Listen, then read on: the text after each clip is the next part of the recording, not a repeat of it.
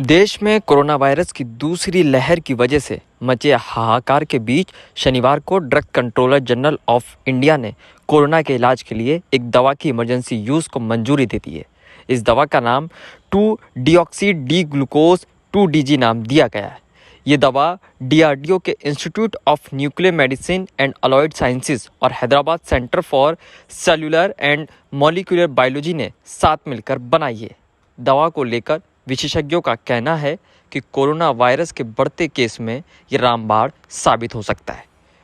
DCGI की मंजूरी से पहले ये दवा क्लिनिकल ट्रायल्स में सफल साबित हुई है। जिन मरीजों पर इस दवा का ट्रायल किया गया था वो बाकी मरीजों की तुलना में जल्दी रिकवर हुए और इलाज के दौरान ऑक्सीजन पर उनकी निर्भरता भी कम रही है। देश में कोरोना वायरस की पहली लहर सामने आने के बाद ही DRDO ने इस दवा पर काम करना शुरू कर दिया था। DRDO के वैज्ञानिकों ने अप्रैल 2020 में लैब में इस दवा पर रिसर्च किए थे और इस रिसर्च में पता चला है कि ये दवा कोरोना वायरस के मरीजों के लिए मददगार साबित हो सकती है, जिसके बाद DCGI ने मई 2020 में दवा के दूसरे फेज़ के ट्रायल की मंजूरी दी है। DCGI से दूसरे फेज़ के ट्रायल की अनुमति मिलने के बाद अलग अलग हिस्सों में कुल 11 अस्पतालों में इसका ट्रायल किया गया है। मई से अक्टूबर तक चलने वाले इस ट्रायल में 110 मरीजों को शामिल किया गया।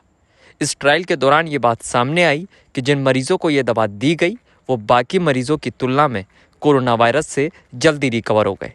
आम मरीजों की तुलना में ट्रायल में शामिल मरीज लगभग 2.5 दिन पहले ठीक हो गए। वहीं तीसरे फेज़ का ट्रायल दिसंबर 2020 से मार्च 2021 के बीच देश भर के 27 अस्पतालों में किया गया। इस बार के ट्रायल में मरीजों की संख्या दुगनी कर दी गई और दिल्ली, यूपी, गुजरात, राजस्थान समेत कई राज्यों के मरीजों को इसमें शामिल किया गया। तीसरे फेज़ के ट्रायल के दौरान जिन लोगों को यह दवा दी गई उनमें से 42% मरीजों की ऑक्सीजन की निर्भरता तीसरे दिन ही खत्म हो गई। दूसरी ओर जिनको ये दवा नहीं दी उनमें 31% मरीज ऐसे रहे जिनकी ऑक्सीजन पर निर्भरता खत्म हुई। मतलब साफ है कि दवा ने मरीज की ऑक्सीजन पर निर्भरता को कम कर दिया। चलिए अब आपको बताते हैं कि आखिर ये दवा कैसे ली जाती है। दरअसल ये दवा ना तो टैबलेट के रूप में है और ना ही इंजेक्शन के रूप में। ये दवा पाउडर के रूप में आती है। इस पाउडर को पानी में घोलकर लिया जाता है। दवा लेने के बाद जब ये शरीर में पहुंचता है तो कोरोना संक्रमित कोशिकाओं में जमा हो जाता है और वायरस को बढ़ने से रोकता है। DRDO की माने तो ये दवा कोरोना संक्रमित कोशिकाओं की पहचान करती है, फिर अपना काम शुरू करती है। दवा को लेकर विशेषज्ञों का कहना है कि ये दवा कोरोना मरीजों के लिए रामबाण साबित हो सकती है, खासकर ऐसे समय में जब मरीजों को ज़्यादा ऑक्सीजन की ज़रूरत पड़ रही है।